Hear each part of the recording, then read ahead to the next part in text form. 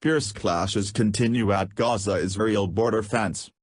Fierce clashes have erupted again on the Gaza-Israel border, with Palestinian officials reporting hundreds of people injured.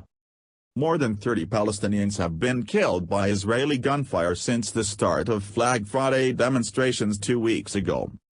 Another man died this Friday, the Palestinian Health Ministry says.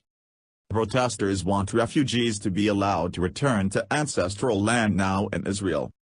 But Israel says the militant group Hamas, which dominates Gaza, is orchestrating the demonstrations in order to launch attacks. Islam Herzl, 28, reportedly died in hospital after he was shot by Israeli troops east of Gaza City. Israel's army estimated there were 10,000 people rioting on Friday, with some attempting to breach the fence with firebombs and explosive devices. The military has said it will not allow protesters to break through the fence, and the country's defense minister, Avigdor Lieberman, has warned protesters they are putting their lives in danger if they approach it.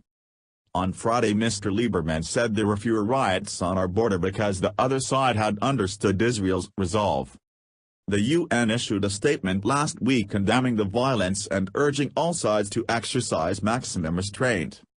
Organizers called the rolling protests the Great March of Return. They will culminate on 15th of May, the 70th annual commemoration of what Palestinians call the Nakba, or catastrophe, of the displacement of hundreds of thousands of their people and the war which followed Israel's creation in 1948. 5 camps have been set up on Gaza's border with Israel as part of the demonstrations. 2 journalists were also wounded on Friday, according to the Palestinian Journalists Syndicate. A Palestinian journalist was wounded in the border clashes last Friday and later died of his injuries. Israel's army said it was investigating the photographer's death.